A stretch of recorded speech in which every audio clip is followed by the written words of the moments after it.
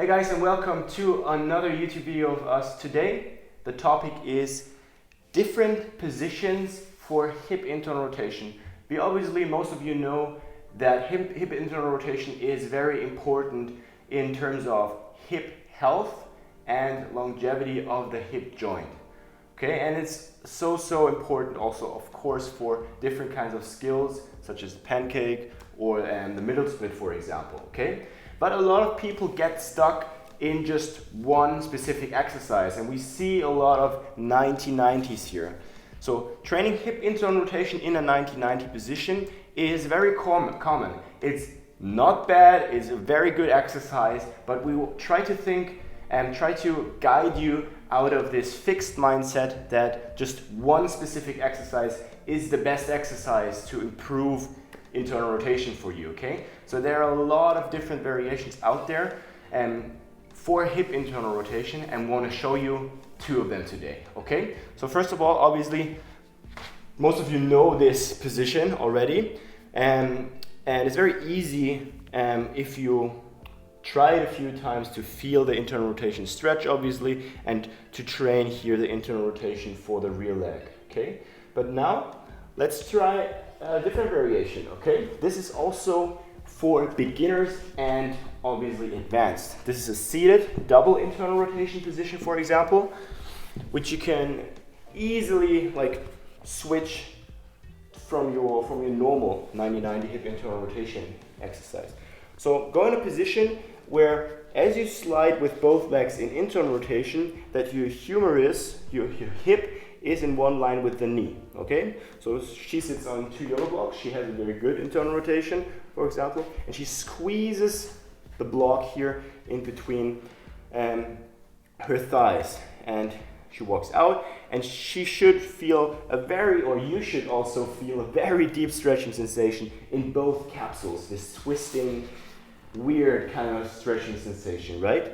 And you can do everything here. You can do lift-offs, you can do just the motion going from internal rotation back into a neutral position, just to feel it and to activate the muscles surrounding it, but you can also apply isometrics. So from beginners to advanced, this position allows you quite a lot of variations, also compared to the 90-90. So keep that in mind when you train internal rotation. Yeah. And it's also a position that is easier for most people because it doesn't require a lot of prerequisites and it's not as uncomfortable as the 90-90. In the 90-90, a lot of people have knee pain because they're restricted in internal rotation. Yes. And then they force themselves into a position that they're not able to feel comfortable in, versus when you're in this squat position and you sit on the elevation, that allows you to just adjust it to your current range of motion. And if my hip internal rotation would be like this, I'd just elevate myself and I would not feel any pain right here because I'm modifying this position to my current ability. So that's just a reminder for you. This video is just there to get you out of this fixed mindset that one exercise is really the king or the best. And obviously this is a quite smart variation for all of you guys who have a desk job. Obviously you can train internal rotation while you see it and typing in your computers or doing whatever, right? So just go out internal rotation, cramp a little bit, and let the other person behind the telephone really notice it. Great. So what do we have next?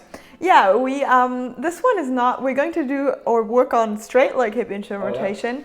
Not very common because most people don't really train it. It's not it's a lot of a difference in terms of the rotation happening in the leg.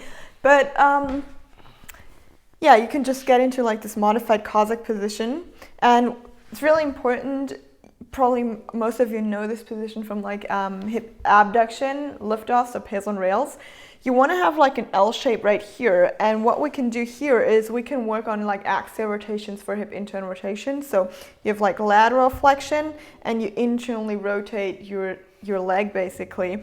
And what this one does is you just get a better awareness of the hip rotating. Okay, so it's not about how far you can go, but how much of the feeling you get from the hip rotating in and out. You don't Obviously, they're axial rotations, so you can work on external and internal rotation at the same time if you want to, by also feeling the external rotation part. But what we want to make, or what we want to focus on here, is just getting the awareness of the rotation.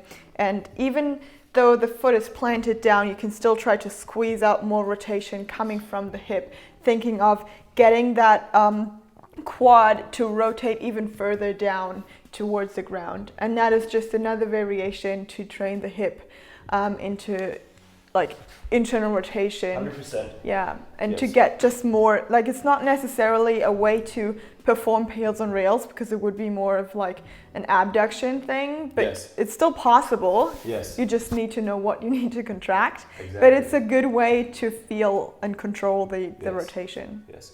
So these are just two quite simple and easy variations you can just focus on and switch out from time to time to your standard 90-90 position.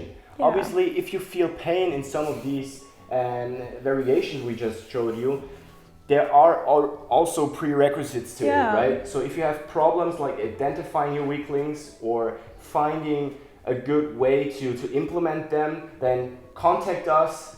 Book your free call down below. We are here, there for you to help you, and we are always up for a chat and to help you guys. Thanks for watching. If you enjoyed this video, then leave us a thumbs up.